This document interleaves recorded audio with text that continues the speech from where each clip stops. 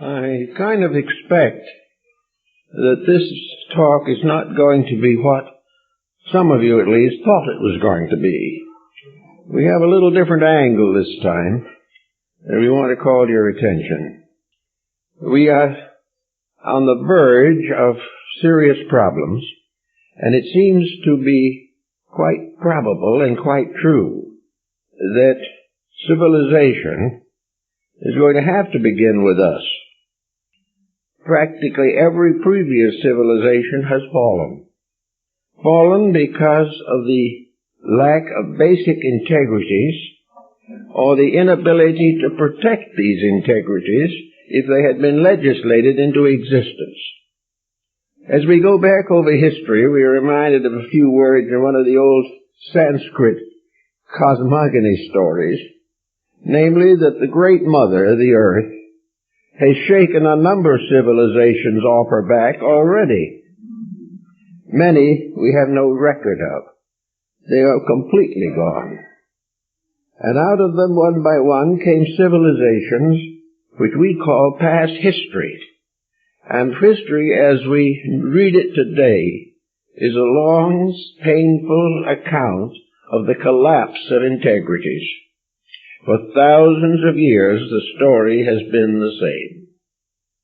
Every civilization has fallen from internal corruption. It has fallen from selfishness and cupidity. It has fallen from antagonisms and all the frailties of our emotions and our minds. There has been nothing, really, that has endured. And the greater part of our history that is interesting and enjoyable is the record of those brief spans in the development of nations in which they achieved their highest point before gradually fading away. The world's surface is scattered with the bones and ruins of human endeavors covering a period of possibly 1 million years. This situation has gone on and has been endured, and we have watched the things that happened.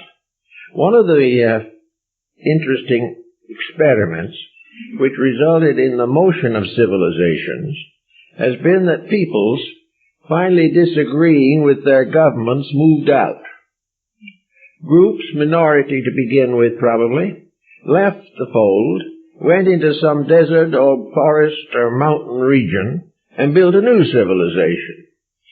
They had hardly got it finished, however, before they were making the same mistakes as were going on in the world around them. They carried with them the elements of the difficulties which had taken them away from the parent stem. When the American pilgrims came over here, they came for religious liberty and immediately cast out Roger Williams because he wanted it. The only people that were really kind to Williams before he got Rhode Island going was the Indian, who had no understanding of the brilliance of our idea of brotherly love. And it was the same. We had the sale of witchcraft, a monument to superstition and fanaticism and fear that had survived probably 8,000 to 10,000 years in the witchcraft of the old world. Everywhere we go, we find the same mistakes being made. We find nation after nation casting off a colony here and there, or going into some other region in hope of better living. We have it going on today in the Near East. We have considerable evidence of it in the Far East. It is rampant in Central America, and it is kind of shuddering its way into our way of life. The whole situation is an obvious perpetuation of a pattern of decline, a pattern that has always ended in destruction. The thing that has saved us in the past is that there were always a few people, maybe a colony or two, that decided to make a better attempt. And they walked out of the problem as the European idealists walked out of Europe and came over here to create a new people, a new nation that was to carry on the great ideals of the race. But there was a slight weakness in the pattern, namely that the members of the new ideal were not living up to it and never did. So here we are at the crossroads with certain difficulties that bear consideration. At the moment, there doesn't seem to be any very practical place where a new civilization can be started. There is no place we can go to now to start over again, which was the ancient formula. Civilizations were perpetuated, or the process of civilization was perpetuated by breaking away and starting over again. Always it was something new, the Medes and the Persians, the Greeks and the Romans, the early Christians and the Renaissance, the old world and the new. People were moving to leave behind their difficulties. Archaeologists are now tracing the histories of ancient people by broken pottery. And it has been well noted and written up by a number of authorities on the subject that the most useful way of tracing a civilization at this time is through its garbage. In other words, the refuse of that civilization. Moving here and there, or even semi-permanent, there were always piles of refuse. Broken jugs and jars, broken furniture, broken and discarded clothing, all kinds of whatever it was that became the trash of the people. This trash was put together somewhere, and when the people found the trash pile was too strong, too big, or too unpleasant, they moved and left the trash behind them. To my mind, this is a beautiful description of political culture. We are reading and studying today what was in the trash pile of antiquity, but we haven't learned the lesson. We haven't realized that these records are all the records of incompleteness, insecurity, inefficiency, and lack of ethics. The Romans were not really destroyed by the Huns or the Goths. They were destroyed by the corruption of Rome. The Romans became so bad that nobody could live with them. They couldn't live with themselves. So they gradually faded away, but they had already captured and enmeshed the Greek culture, which more or less disintegrated with them. All of the old nations, Egypt, Persia, India, went through these periods of disintegration in which old ways broke loose, fell apart, old laws were inadequate, old codes of conduct were inefficient, and every so often the great reformer arose. In Persia, the great reformer was Zarathustra. In India, the first great reformer, probably, of great importance, was Buddha. In China, the great reformer was Confucius. Each one of these, and many others, tried to call people to cling to the principles that were right. The wise man saw his world collapsing around him and could not do anything but speak out and try to save it. Usually he was rewarded with persecution or martyrdom. The great motion of the indifferent, the improbable, the inept continued in its practical way of disintegration. So we have today a new problem, however. We are building a terminal type of mistake. We are building something that we cannot use the escape mechanisms that helped antiquity. We cannot go out into an uninhabited continent and start over again. We cannot even as individual countries start over again. we are in a position in which we come to what might be called the ultimate decision. Things have to be solved at this point. We have never been before on this planet, as far as we know, in which a human being could invent a destructive instrument that could depopulate the earth. We have never had a mass disaster. Continents went down, and other continents arose. Civilization after civilization vanished in ashes. But there was always an open front.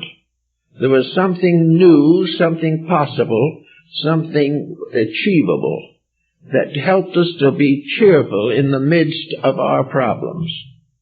Now we are in a position where every part of our fallacy has descended on us at once. We have inherited the mistakes of the past and built on them with considerable skill.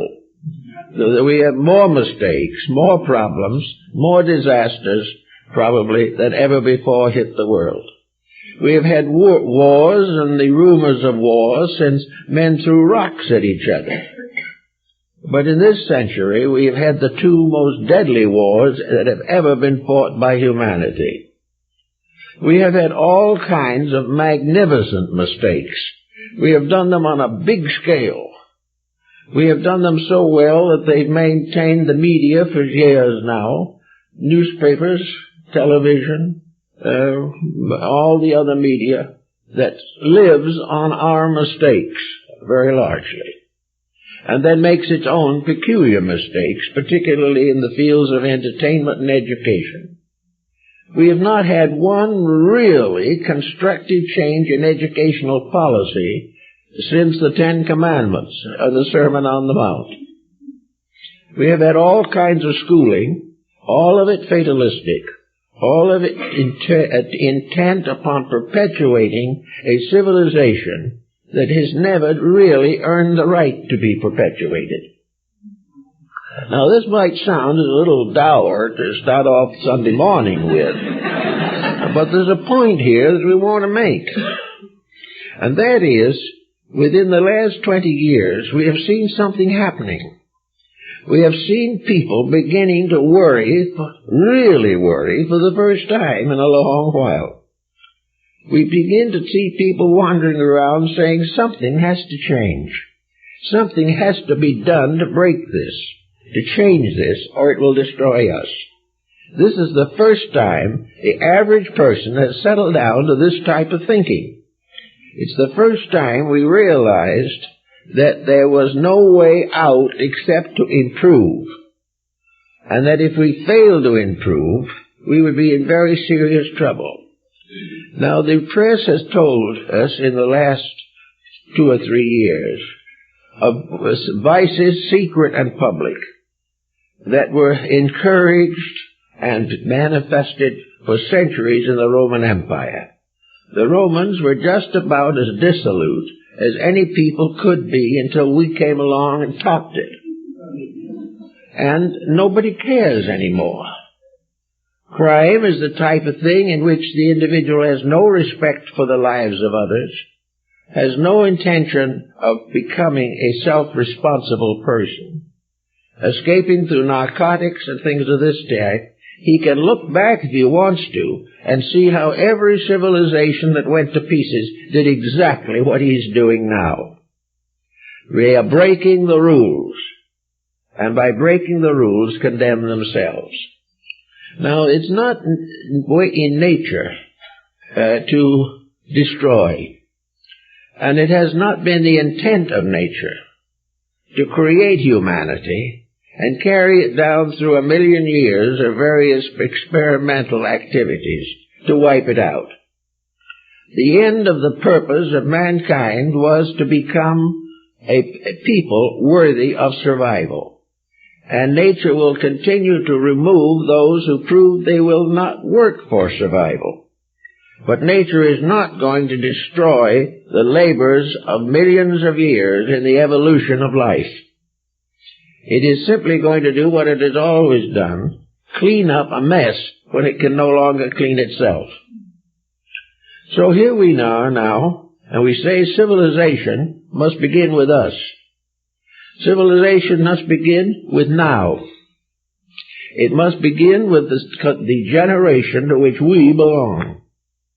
Some of us may not live to see it happen, but the work has got to be begun now.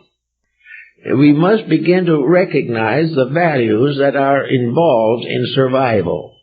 We must and will have to face the need for a complete house cleaning. We're going to have to get over superstitions that we have cherished for ages. We are going to have to get rid of ideas that we believed were real and never did have any reality in them. We must begin to understand that there is no such a thing as fighting our way to a state of peace, nor is there any way of punishing our way to the abolishment of crime. And there is no way of using materialistic education to bring a foundation for the kind of world we need. This whole pattern is simply drifting the old way. But this time, there are certain differences. One of the differences is communication. There was never before been a time when any average person sitting down at the breakfast table has been in the position to know what is happening in all parts of the world and why. We have for the first time the ability to judge the world globally, to judge it as the vast instrument that it is.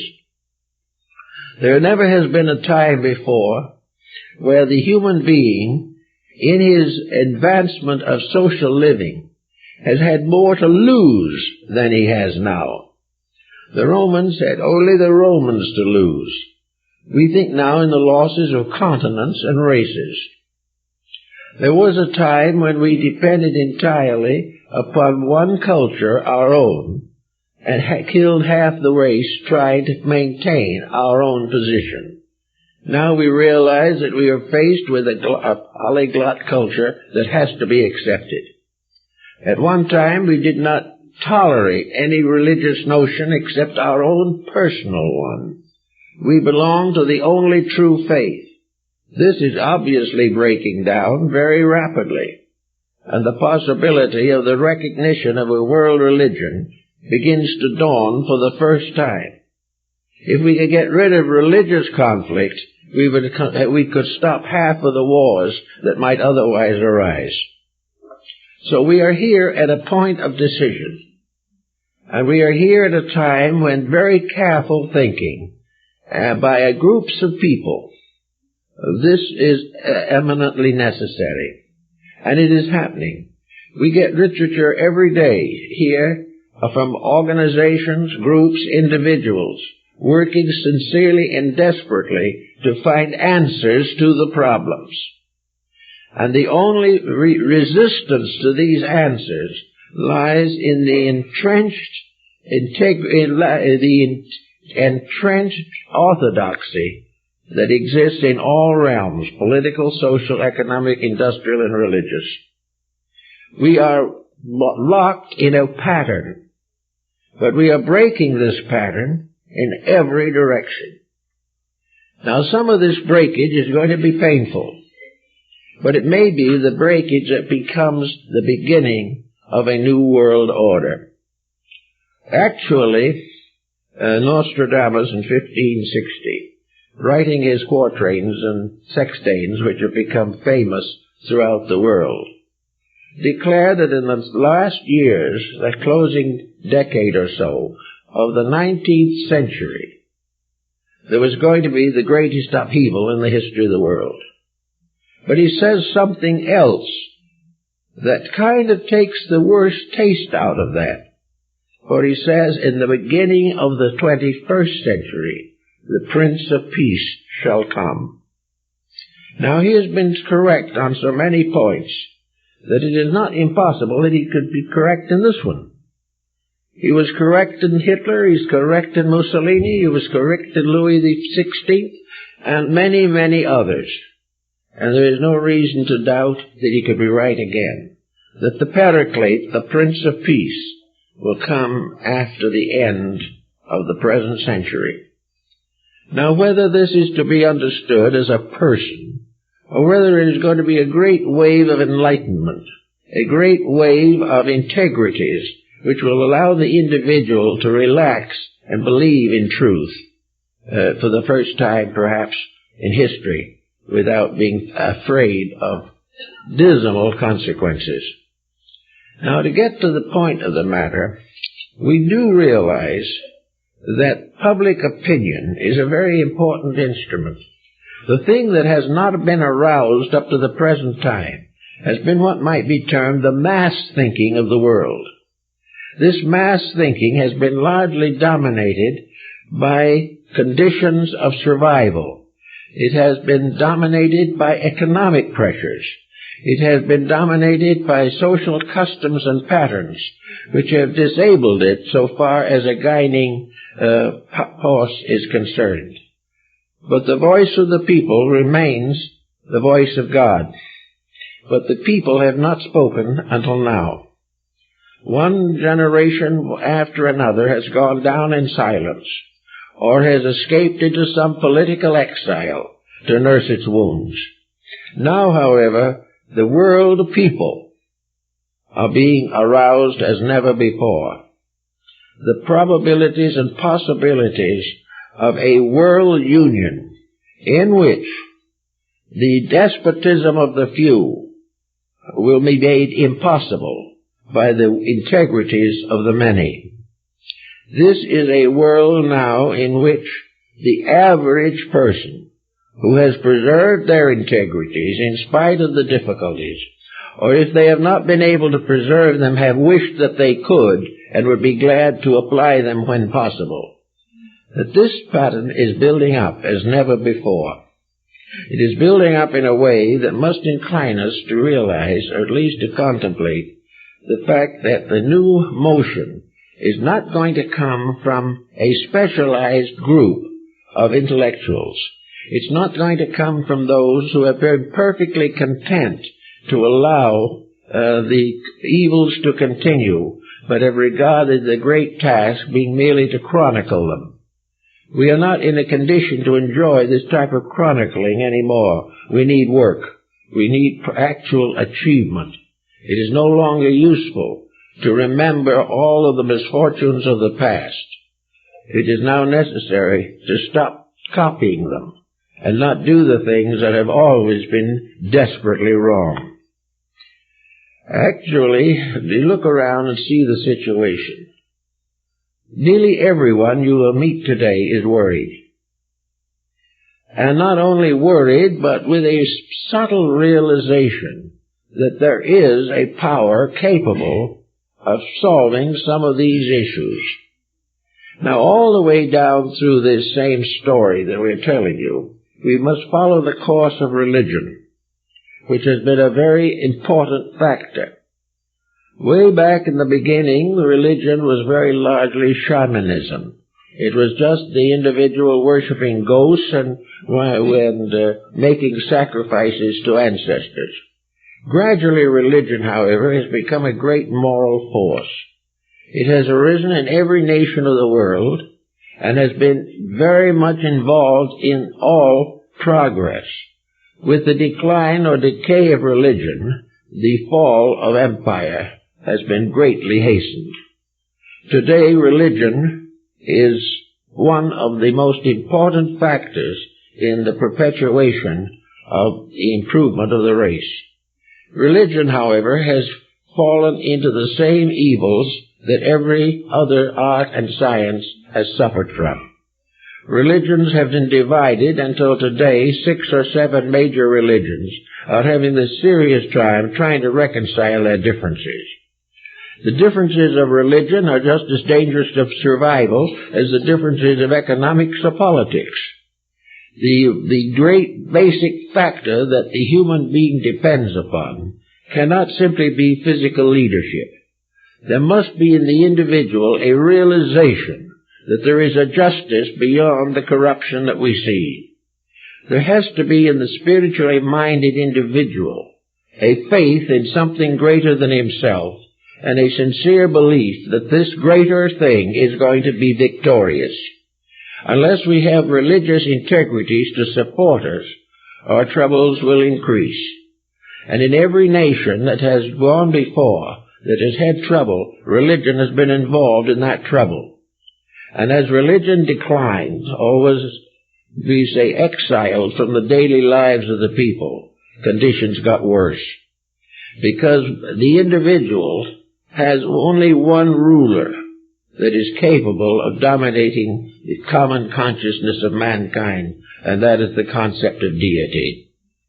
But deity has been regarded as an interference with the ambitions of material tyrants. Deity has therefore been exiled, lest it interfere with the pattern of organized corruption. Actually, in the great emergency, however, what do? When we are very sick, we call in the doctor, and if he's a good doctor, he does all that he can for us. But if the problems get still worse and the doctor is ineffective, there's only one answer: God. We have to go to the sovereign strength that is beyond all corruption. We have to realize that the divine power, the root of things, cannot be secularized. It must express itself in its own way, in a level above that of involvement in corruption and competition. Therefore, the story of the fall of nations has included the corruption of religion. If that begins to fall into line with the prevailing sins and crimes of the hour, man loses the last basic source of strength. There is no strength in the constant shifting sand of our present way of life. There has to be something that is stronger and greater, that inspires us to survive and to rise above our present state. Now we see great interesting happenings in the world of religion. We are finding that the great forces of politics that have been determined to control by materialism alone are in trouble. It hasn't taken them 2,000 years to get into a difficulty. They've done it in 25 years. They've done it by trying to remove God from the human pattern, to remove religion and to claim that it is nothing but superstition. Actually, the way we live now is the ultimate superstition, and religion is our one hope of truth. Actually, therefore, the gradual motion of religion is now cooperative.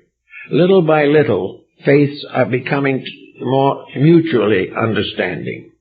There are still things to be solved, but the actual religious conflicts that we see today are part of a very educational process.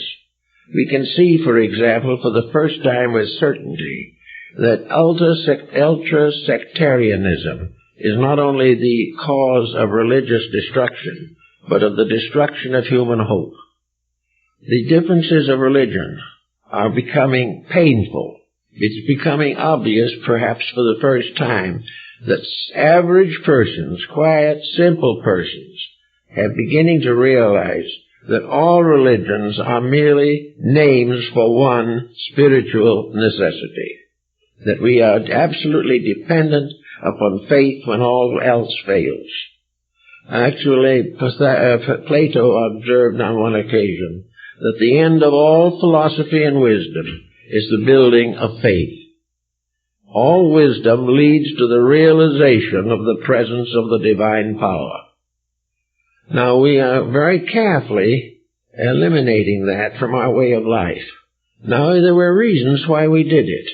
There's no doubt that the founding fathers were very much concerned about the possible domination of theology in the American way of life. We had a right not to become tied into one religion. But to have no religion in our own hearts is a very great weakness and is a cause of constant corruption in our way of life. Therefore, we find that religion helps to build homes. Confucius tells us that the strength of an empire depends upon the integrity of its homes. That when the home goes, civilization goes. Well, the home is pretty rocky right now. It's becoming less and less fashionable to assume the responsibilities. But the homes that exist and have strength are the homes of persons who are not in the public eye as great or famous or ultimately wealthy. The faith is in what we might call the great majority of humanity, the kind of person that, as one philosopher said, God must especially appreciate because he has made so many of them. Actually, the home is another bellwether of what is happening. It is telling us, without our being able to really understand, that this great dash to freedom, in which we know no more responsibility, and that life is ultimate and absolute gratification of our personal desires, this has destroyed every culture through which mankind has passed. It has destroyed the individual completely, leaving him a victim of immorality, of dissipation, and colossal egotism.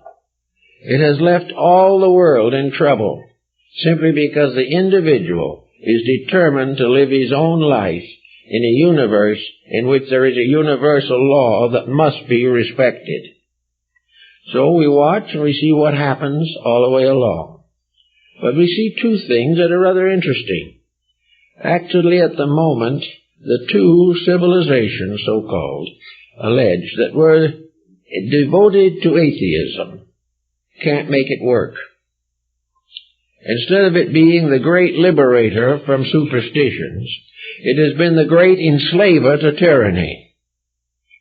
It has been proved definitely that materialism can never dominate unless the inner life of man is wiped out. And, unfortunately, the inner life of man is immortal. And the only thing that can be wiped out is the materialism.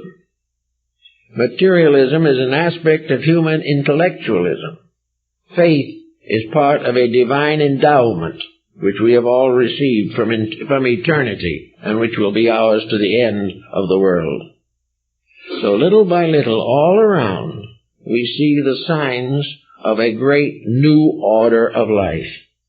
We see the rise of virtue out of the worst drop in decadence that we have ever seen. We find more and more people objecting to the literature of the day, more objecting to entertainment as we have it, more objecting to vast expenditures for the gratification of human selfishness. Little by little, the facts are coming out. We want them to come out by diagnosis, not by autopsy. We want these facts to be available while they can be cured. Now, fortunately, we still do have a wonderful, solid core of dedicated people. They may not be dedicated to any particular belief, but they are dedicated to a better way of life. Good parents want to see their children with a better world than there is now. Every nation wants peace, wants security, and wants the right to live. Every nation, with its faiths, wants these faiths to be respected. It is not necessarily out to proselyte, but it is as part of its life that we should worship the same God in the words and language of his own race and people. But there is a tremendous renaissance coming on. We can see it all around us. Literature that was useless 50 years ago is now very popular. Books of idealistic nature are increasing in number.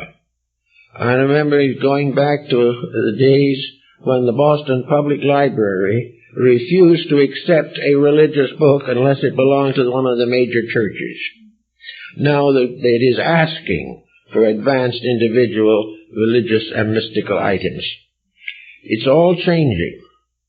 The individual is wearing out his own mistakes. He has wasted all the energy trying to do it wrong. And having wasted all this energy, he is tired of wasting, and he is too weak to keep on wasting. The only answer is a new vitalization of our way of life, a vitalization that is based upon the restoration of the integrities of mankind. Now, we can go back to the worlds of the past and seek these integrities. They have existed before, and all we have to do to find them is to watch carefully and find what was martyred. And we will find that the good things were the ones that were martyred. We will find the ones that were cast down by tyrants because they interfered with tyranny. And they are the things we should remember. We remember things that were lost to us because only minorities accepted them, and the majorities swept over them like a wave and destroyed them. So we know that from the beginning human beings have tried to think. They have wanted to do things better. And in every case, they have been blocked by internal selfishness. Now, as we go into a new age, however, there are a lot of people now who think that they are pretty nice folks who are going to run into certain embarrassments also. We're going to realize that the changes we make and must make are not going to be always pleasant. We're not going to be able to continue to float around in a world of roses and old lace or something of this nature. We are going to face changes that may be difficult, and the only strength for those changes is within us. We are not going to be supported by society, which will probably be in much of a chaos for some time. But we must depend by making decisions in our own lives, whether we are going to be true to realities or cater to ourselves. And this is going to be a decision that nearly everyone will have to make in some way. One of the ways will be certain losses or riotous living. We're not going to be able to break all the rules simply because we feel like breaking them, or because it's a little profitable, or because it's a little exciting. We're not going to be able to maintain a way of life that is completely without basic integrities. No, also we're going to have to search a little bit inside of ourselves and find out about these integrities, what they mean. Now, the average person probably has some pretty strong constructive moral implications in his life. He has internal beliefs, and if someone accused him of not having them, he'd come to the defense of his integrities with considerable vehemence. But there is another change. He believes in unselfishness, but he's going to keep anything he can get his own hands on. He believes in the brotherhood of humanity except the relatives he doesn't like. He expects all people of religious belief to get together in one happy family, but of course this is only possible if everybody joins his belief. So around the whole situation is a self-centeredness that is present all the time. The individual sacrificing principles for the satisfaction of appetites. This has become one of the great situations and has been carefully noted by Gibbon in The Decline of the Roman Empire as one of the principal causes of its fall, is the individual doing as he pleased in violation of integrities. Now we're having also problems of legalizing these various integrities. And the moment we try to legislate them, there's tremendous opposition. The moment we try to prevent something from being wrong, somebody rises in righteous indignation and insists that we have the right to be wrong if we want to. Well, if we do this enough, and another civilization slips into oblivion, because it just cannot be run that way. Unfortunately, the facts of life are becoming more apparent.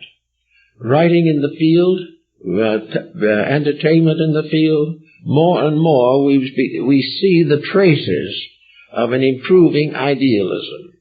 We see in the midst of everything that people are changing their points of view.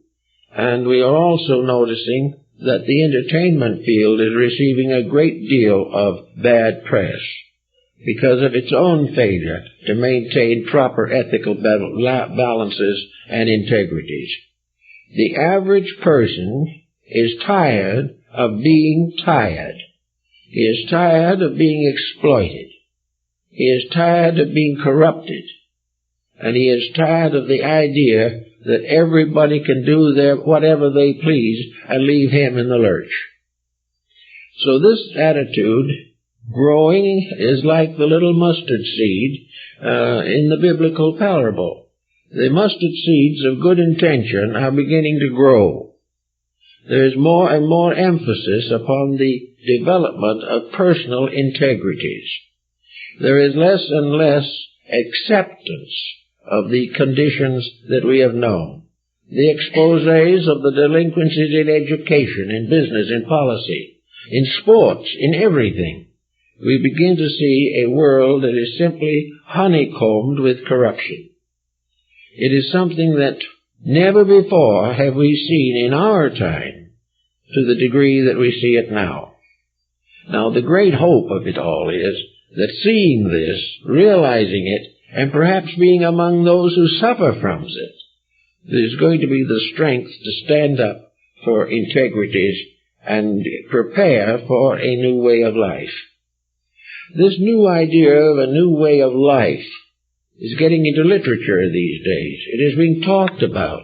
Organizations, large and small, all around, are building for the concept of the great change for the better.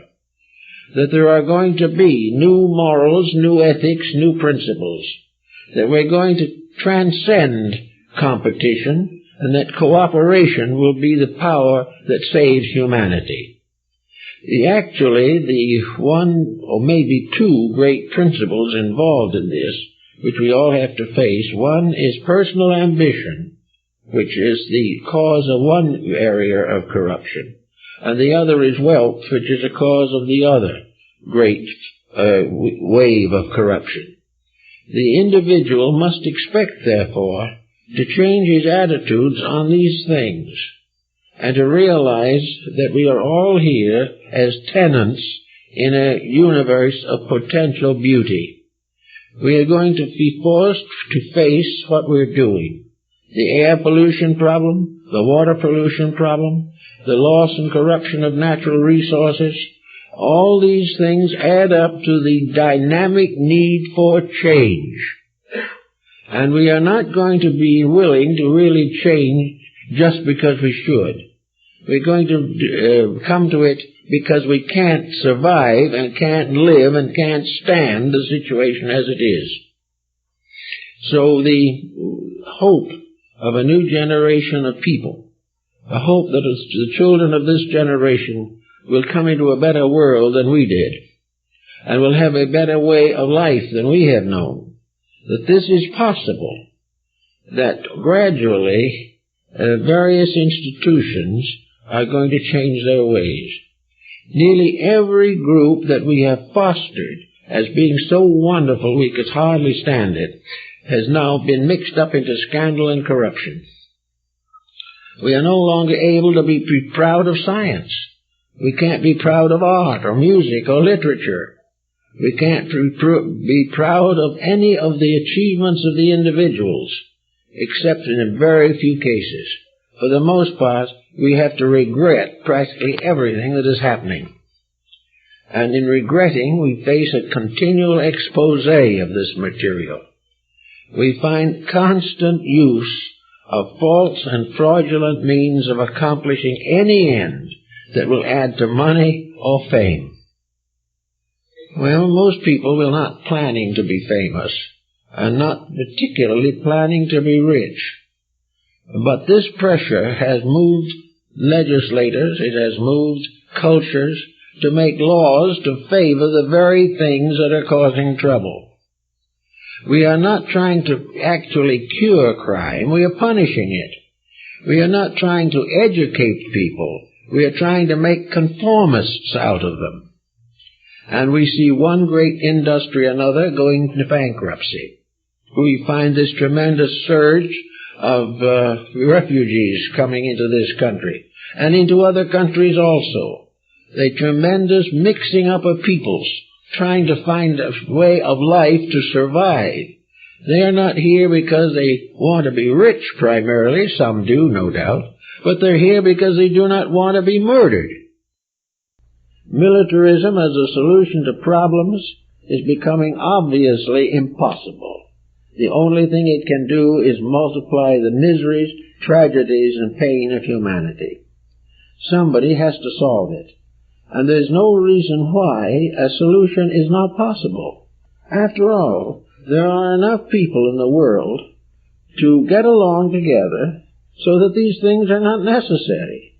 They are done because of special profits to privileged groups of people. They are here because they always have been, and that makes it necessary. They are here because we haven't the strength to change, and we haven't the willingness to make adjustments in our own personal lives. Now, in our field of activity especially, there are certain recommendations that seem to suggest themselves. People come to me all the time with their problems. Most of these people that come here and come to me are good people. They are people who want to do the right thing.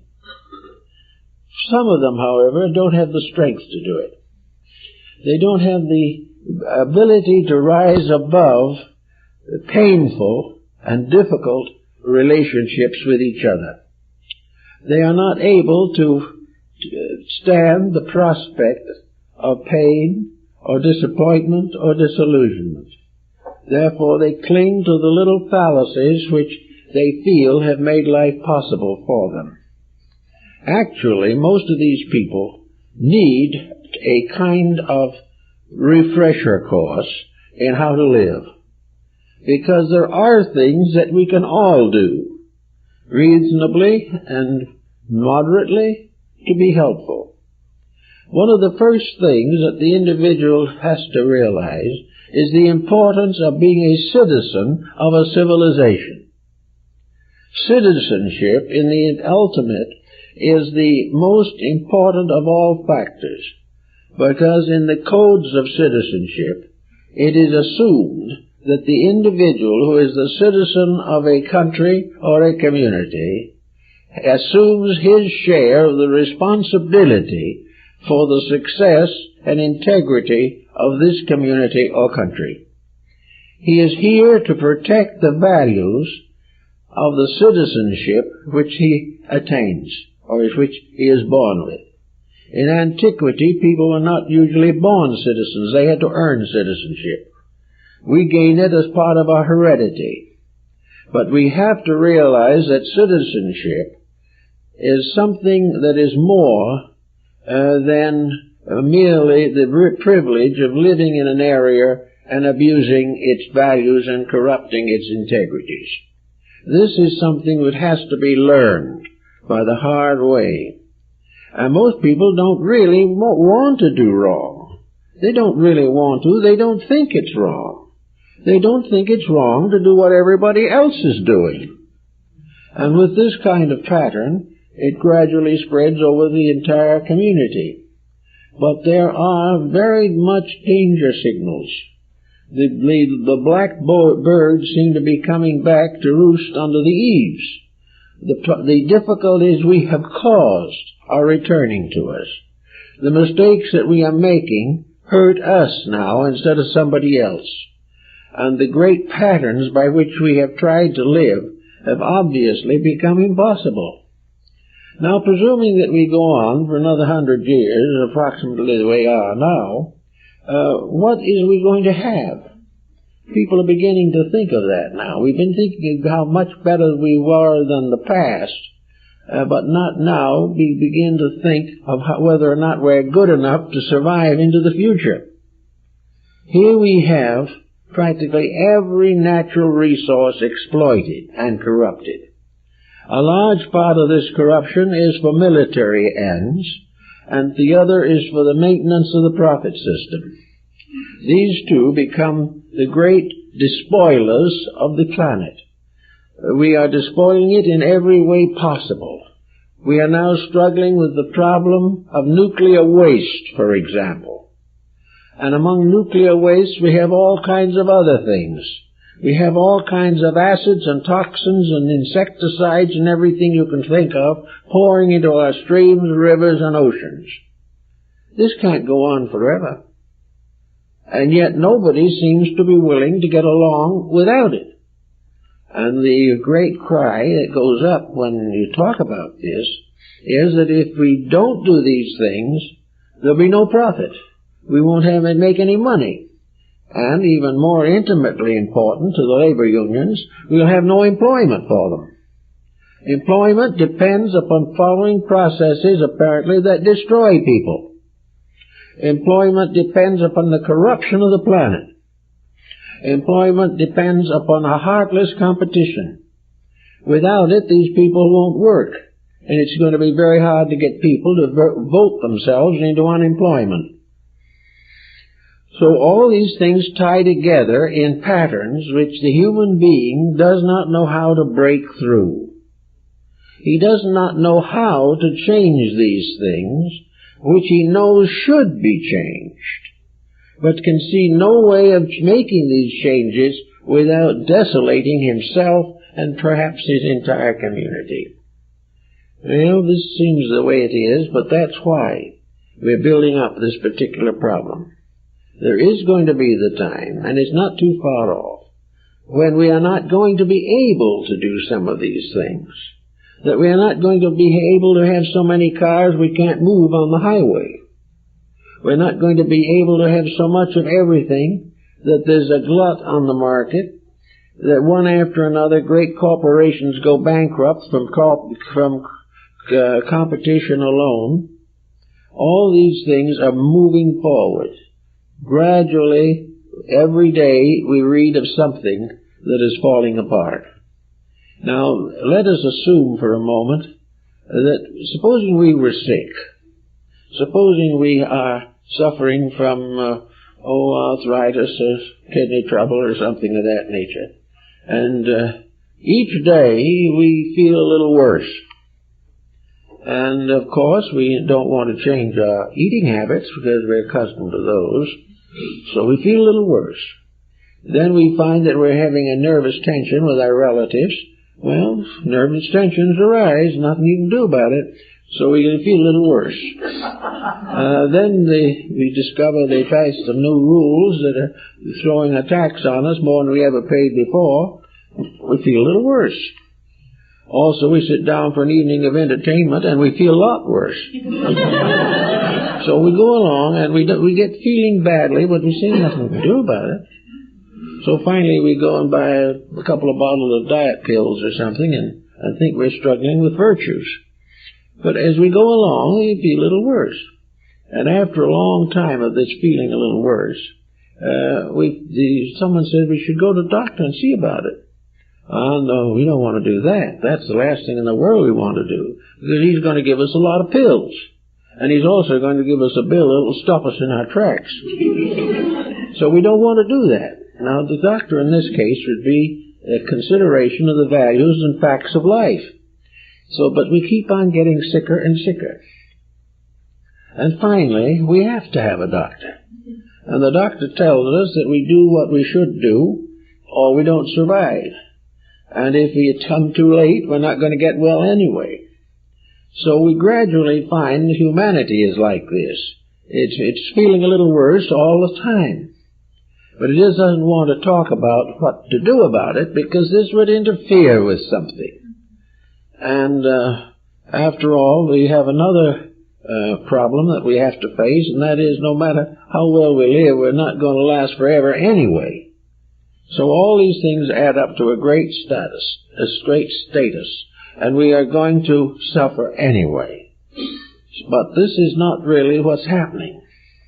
The things are a little worse every day, and more people are beginning to think about it.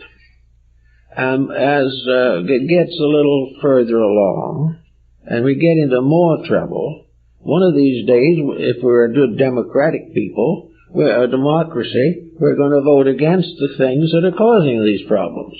and we may discover to our amazement that we have more power than we think we have. There are none of these problems that cannot be cured.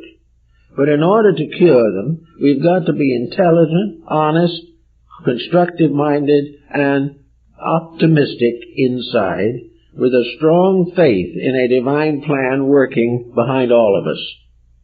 With this type of background, we can survive better. We won't have to go to the doctor so often. And faith can be a kind of mental healing that really works. Integrity is a standard of living that helps normalcy of function. And as the human body will respond to decent treatment, so the world will respond to a decent method of management in which things can be done as they should be done.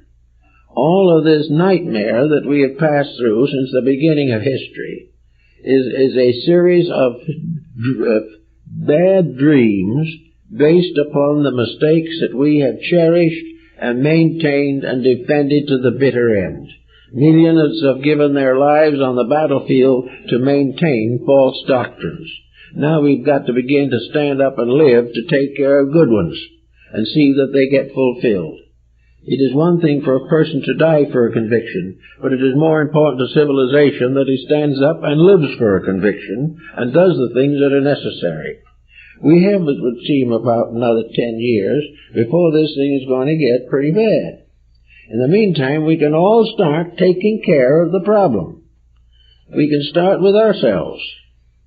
We can start by making every possible effort to protect the integrities of our own relationships in life. And we're going to find that in the next 4 or 5 years, a great many organizations are going to arise to protect that point of view.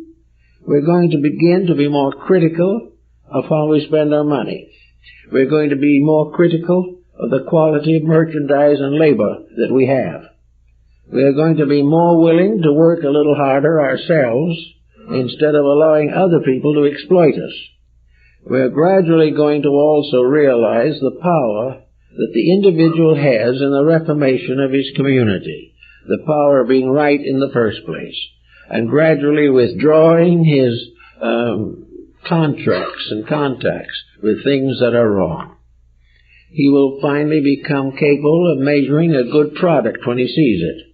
He will not be fooled and deceived into constant extravagance for things that he doesn't need. He is not going to be what Will Rogers referred to on one occasion as the man who drove his way to the poorhouse in a brand new Cadillac. We are not going to do the things we're doing. Look around us and we'll find riotous spending that is based on desperation, desperate trying to forget the integrities which we don't want to apply. We're going to find that this great era of reckless spending is going to work itself out, and we're going to be in problems with the need for economy. We have lost all sense of common sense. We are in a confusion. Psychologically, I think we would be described as the most successful neurotics in the world. And that this generation is the generation of the great psychosis. That there's never been anything just like it. There's never been a time when everybody was unhappy over something. In the older days, people felt that happiness was the privilege of the great, and common people lived happily together if they could. Now we realize that becoming uncommon people with more than we need, we will simply become unhappy all the time.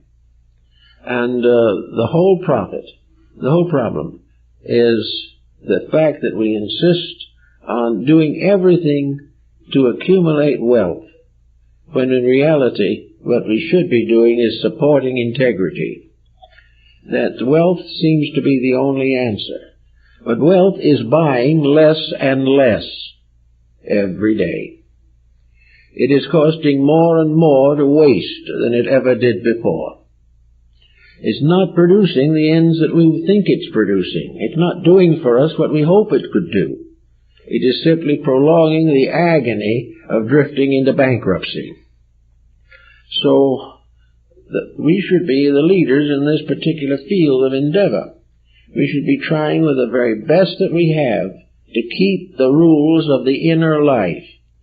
Now, to keep the rules of the inner life, do we have to break the rules of the outer life? No. We don't have to break the rules of society because we want to live above the level of the common mistakes. All we have to do is be as honest as we can. No one really is going to object to it much. If there's anyone who is penalized for honesty, it'll be the honest person anyway, not somebody else. And if he is willing to be penalized in the cause of something bigger than himself, the world is not going to treat him too badly. We are going to find that it is perfectly possible to live within the structure of law and order, and at the same time live above the literal interpretation of such concepts. There's no reason why we should say that the criminal law is wrong, but we can live above it. In order to get mixed up in it, you have to be a criminal. This way we can do what we can to live the life of an intelligent, honorable, integrated person.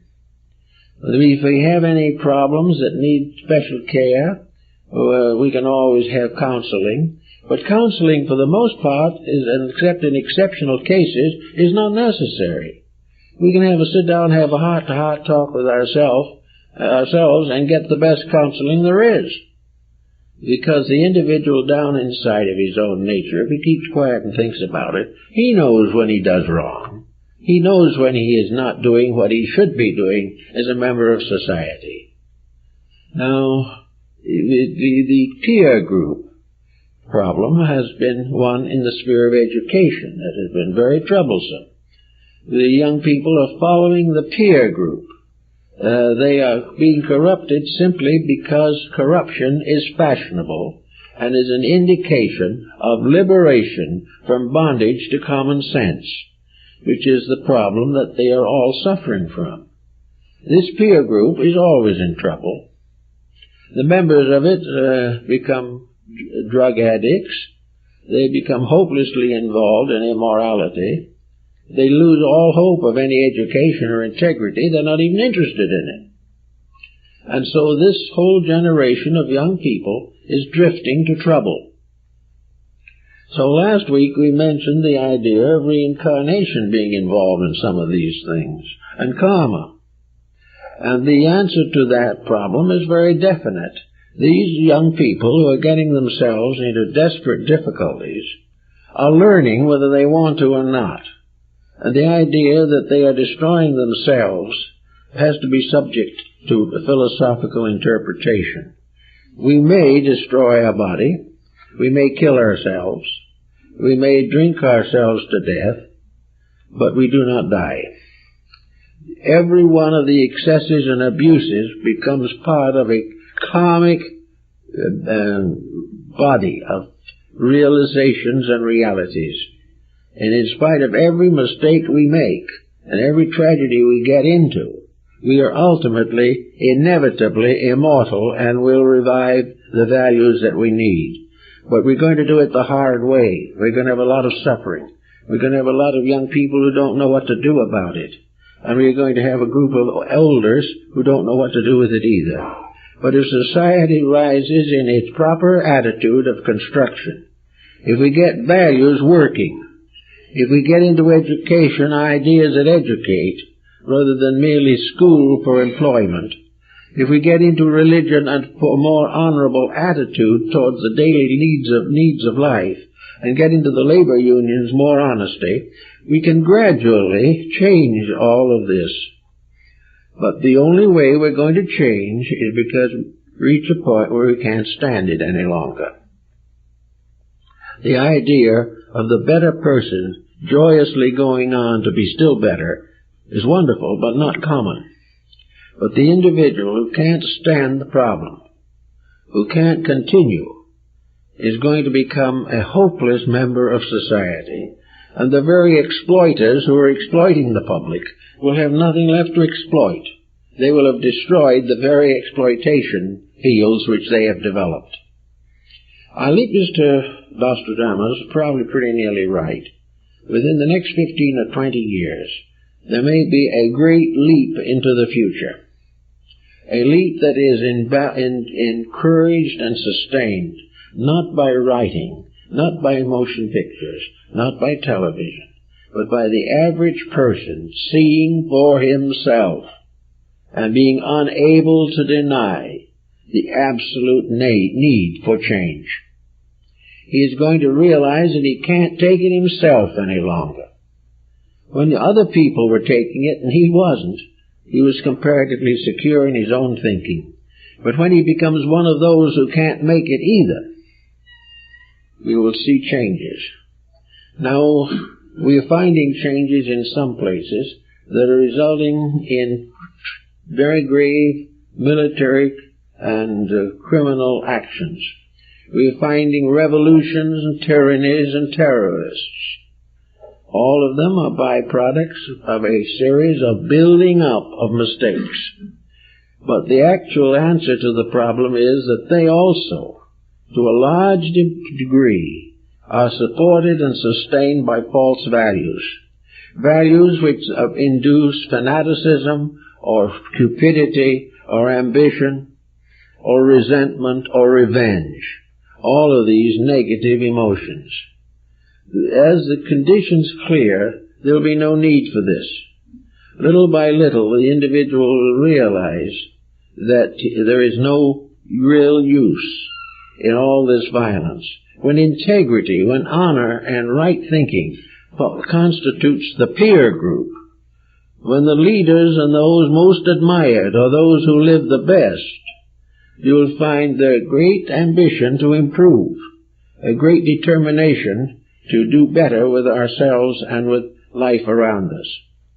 Now, one thing that we as persons, I think, must gradually outgrow is this constant negativeness that is coming up more and more among people, a sense of futility, a sense of constant fear, the question as to who will be the first to use the bomb type of thinking. We have to get out of this entirely. We have to realize that in nature there is no major disaster as far as the great truths of life are concerned. The individual can destroy a false way of life, but he cannot destroy life. He may damage his career as a material person, but the divine purpose for which he was intended cannot be damaged. There is not enough corruption in all the world to corrupt one honest person. He must have weaknesses in himself. He must be vulnerable to false attitudes. He must be in some way enslaved in the pattern which is causing his trouble. I think that you're going to see in the next few years a tremendous increase of insights. You're going to see a complete revision of education, which is foundation upon idealism rather than materialism. We're going to find that mechanization is going to gradually wear itself out. We're going to find that the individual who is hoping constantly, finally, to invent something to think for him, will in the end find that if he makes it, it won't agree with him. If he ever makes anything that really thinks, he will be ashamed of himself. All of these great changes, this tremendous congestion, this constant exploitation, every day a newspaper article of a plane going down, of another terrorist outbreak, of a great volcanic eruption. And a few days ago, I heard through a friend of mine who I've been interested in for some time of the terrible fact that the little pygmies of Africa are now being confronted with the bubonic plague. There will be plagues, there will be pestilences until we stop causing them. And the only way we can stop causing them is to develop and perfect a decency in ourselves, which is strong enough to carry us through, and to prevent other people from suffering as a result of mistakes which we also cooperate with. Now, you may say, well, what are we supposed to do all about this? How are we supposed to do anything? Well, the first thing to do is to choose more critically and with more thoughtfulness any affiliations and associations that we make, to be sure that to the best of our ability we are supporting morally and otherwise that which has the greatest good for the greatest number. That also that we are not thinking any more constantly of our own feelings or our own personal attitudes, that wherever we have a feeling that is negative or destructive, we are going to overcome and transform it. The transmutation of negation in ourselves is important. The transformation of all the prejudices that we have is important. That make a desperate and sincere effort to heal the wounds between members of families and groups. That we are also going to do all that is possible to strengthen the home and in this way protect children. That the individual who is the adult and the leader and the master of the peer group of his own family or her own family is not consciously and deliberately contributing to the delinquency of the young in order to have greater fun, pleasure, or freedom for themselves. All of the responsibilities of life must be restored, and it must be regarded as the final indication of a truly superior person, that, as Confucius said, they are above an inferior action. It is something that we can all work on to the best of our ability, getting rid of the glumness of it all and realizing that this is the great challenge, the one big opportunity in life in which we can be all that we possibly can be. That we are being challenged to grow, and that to the degree that we lag and refuse to grow, it is not only our own future, but the future of humanity that is at stake. We can become more economical, we can be less wasteful, we can be less hypocritical. In other words, there is a great possibility that what nature had in its mind in the first place is to produce the one immortal race, the one immortal civilization, the great social unit of all, in which there is no friction, no crime, no poverty, and no unreasonable ambitions. That we are going to do what we were intended to do, take the garden that was given to us in the beginning, be good gardeners, enjoy it, that we are going to have pleasant relations with each other, and the tyrannies and pressures and dishonesty of competition and exploitation will just simply not be there. And when they stop, we have lost nothing except pain. When we stop making the mistakes, we gain in the values. The human body is suffering from this. Every time another corruption breaks on society, somebody gets ulcers. Every time there is a destructive motion in society, the whole body of humanity becomes ill. And this is something that we can do little things about. We can't make the great major changes, that's true. But we can try to put our personal lives in order and realize that if we are right, there is nothing in the universe that can break us, or wants to. If we are right, we are safe. And even if the world gets in a very bad condition, worse than it is now, if we are right, we are safe. We are right because rightness is that which survives.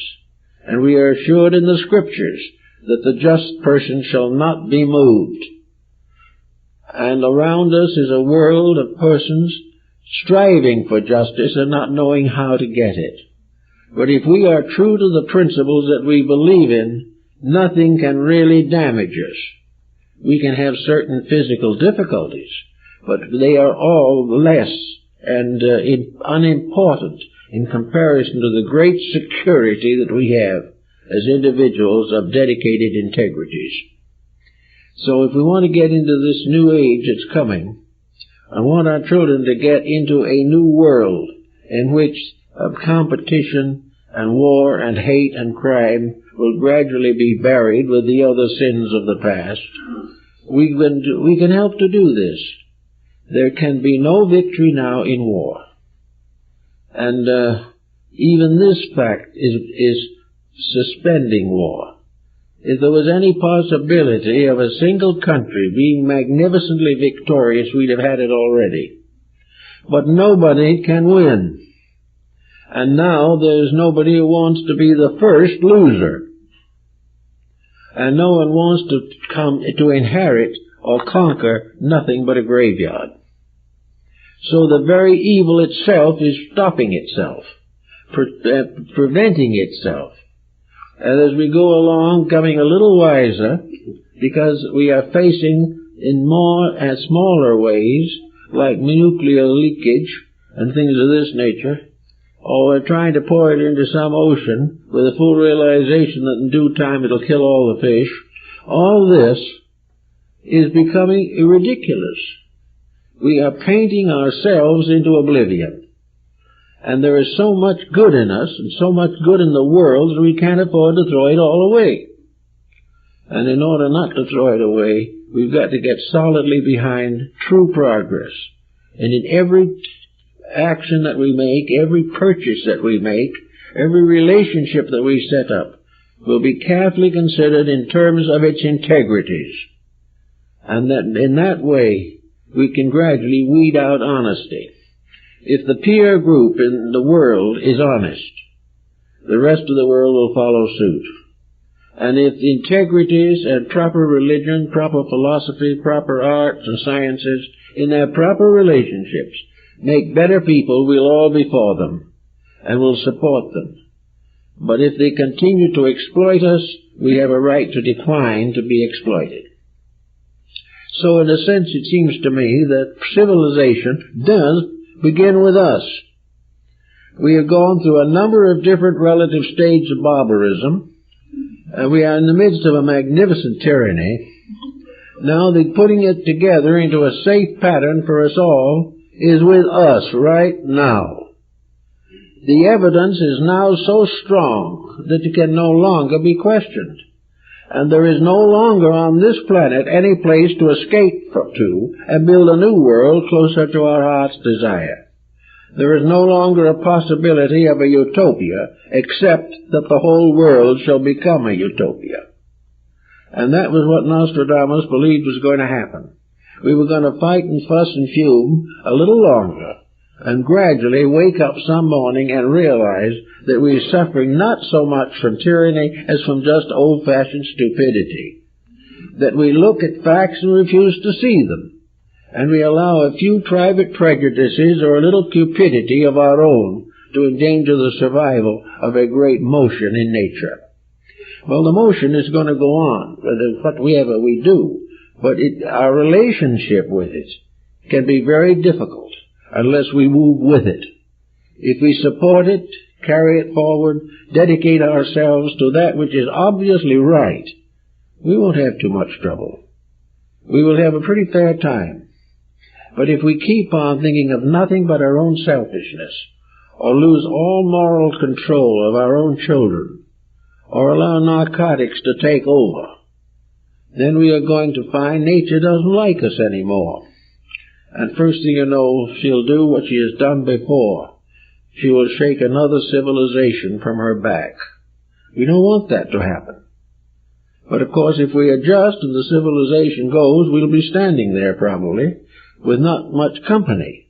But if we're right, we will survive. The question always is to be right. And the faster we get right, the quicker the world conditions will improve. But watch and now, look around you and see how definitely the changes are coming. We're waking up. We're waking up from a sleep not of a few years in our own country, but the sleep of ages. We have lived for centuries in a nightmare of selfishness arising from the delinquencies of an unconditioned and unevolved inner life. But we are now waking up. There is a little glimmer. The nightmare is gradually lifting. And one of these days we're going to open our eyes and see that we have been living all the time in a beautiful world which we have simply refused to recognize or had have the ability to see through the miasma of our own neurosis. So in a little way, we're going to be all right. But let's get started at it before we have to suffer any more. And let every thoughtful person support in every way they can wherever something is done that is obviously right. That is right for not for profit, not for praise, not for gain, but right for the survival of human values, and right for the re-establishment of the universal and divine plan in the management of human affairs. Let us protect religion from exploitation. Let's protect science from the disappointments and tragedies with which it is faced. Let education educate. Let economics be a servant of public need and not a basis of exploitation. And let politics be a leader in the improvement of life. And let those who rule nations and rule communities rule from the standpoint of the same dedication that Confucius recognized and authorized, and which we find clearly stated in the New Testament. Let us build a way toward this better life for all of us in harmony with the great good that we know, the greatest truth that we have ever been able to have, and the deep realization in ourselves that the ultimate good of humanity lies in the recognition of the brotherhood of all that lives. Well, that's it, folks.